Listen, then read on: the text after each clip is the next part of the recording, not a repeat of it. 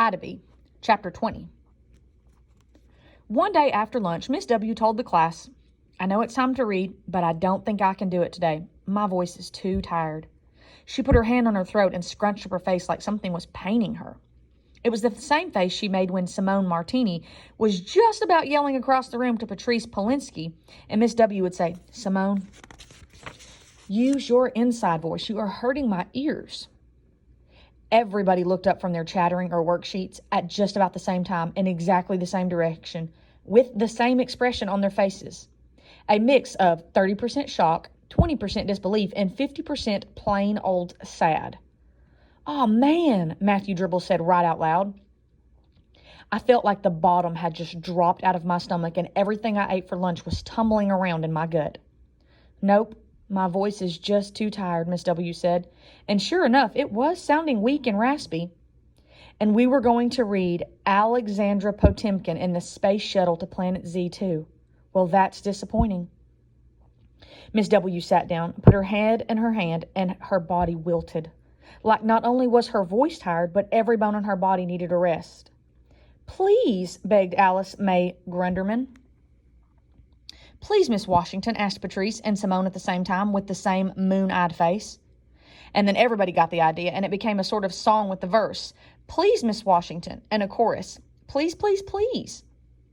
But Miss W's voice was deteriorating at an alarming speed because now she could only speak in a hoarse whisper, and everybody had to stop with their pleasing just to hear her.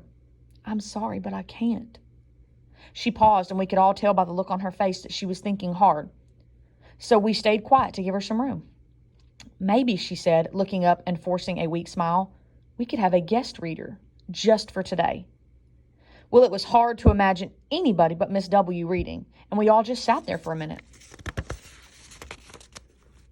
Then one by one, people started nodding their heads and looking at each other and nodding more and smiling, because nobody wanted to miss story time, not even Tina Politi, who usually slept through it.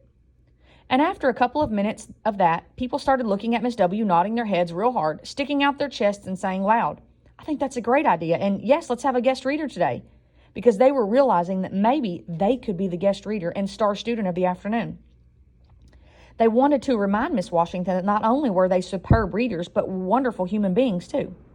Especially Calvin, big-headed Faribault, who actually raised his hand, and I just knew it was to volunteer out of the kindness of his big, fat, big-headed heart. Miss W didn't even look in Calvin's direction. "Ida, since I know you've read the book," she said to me weakly, like it was her last request, "could you please read the first chapter today?" Well, I was so shocked and embarrassed, sitting there with my mouth wide open, that I almost couldn't tell that all the other kids were staring at me with their mouths wide open too.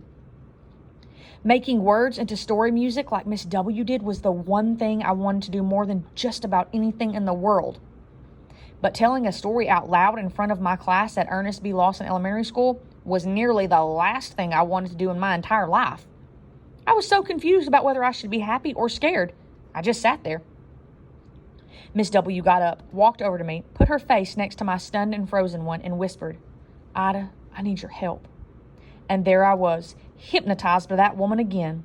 I was like a dog that would go fetch Miss W's stick, even if it was in a snake's hole under a thorn bush that had just been sprayed by a skunk. I looked at Miss W, just scared now, because I knew I was going to do it, but I didn't know how. "I know you'll be great," she croaked. And in my head, I was already trotting off, looking for that stick, even though I could smell the stink and thorns were pricking me. "Do you want to sit there or in my chair?" Miss W asked. "I'll sit here," I mumbled. She set the book down on my desk, brought her chair over, sat down next to me, put her head back, and closed her eyes. "Whenever you're ready, Ida," she rasped. Miss W had given me quite a few books to read already because it only took me 1 or 2 days to read, at the most, to read them, unless I was working on my Terrify the People Who Bought Our Land project. Alexandra Potemkin in the space shuttle to Planet Z was my favorite so far. It was Rufus's favorite too. I think because he was turning out about a quart of spit for every chapter of that book I read. I got tingly in my fingers thinking about opening up the book and reading those words out loud, making my voice go high and low, rough and smooth. like I did in my room. But my legs were shivering like they were out in a blizzard, and my stomach was flipping forward, then backward, forward, and then backward, thinking about all of those people looking at me and hearing my voice. I closed my eyes, put my right hand on top of the book, and passed it lightly across the cover. It was cool and smooth like a stone from the bottom of the brook, and it stilled me. A whole other world is inside there, I thought to myself, and that's where I want to be. I opened the book and got ready to read the title, but I could feel everybody's eyes on me, crowding me so there was hardly any air. The only sounds that came out of me were little peeps like a baby bird chirping. Alexandra Potemkin in the space shuttle to Planet Z. Miss Washington, with her eyes still closed, leaned over and whispered, "You'll have to read louder, honey, so everyone can hear." "Yes, ma'am," I whispered back. I took a deep breath, filled my stomach with air, and then made my muscles squeeze it out so it pushed a big gust of wind over my voice box and out my mouth. "Chapter 1, I bellowed. My voice was so loud it surprised me, and I jumped back a little in my chair. But nobody laughed. They were listening. The book is about Alexandra, and her parents think she is quite difficult, but actually she is a genius who is assisting the also genius scientist, Professor Zelensky, in her quest to explore the lost planet Z. Alexandra gets into some trouble, but really she is just a very focused person. At first I was worrying about all of those people watching and listening, but after a few minutes I left that classroom and went into the story.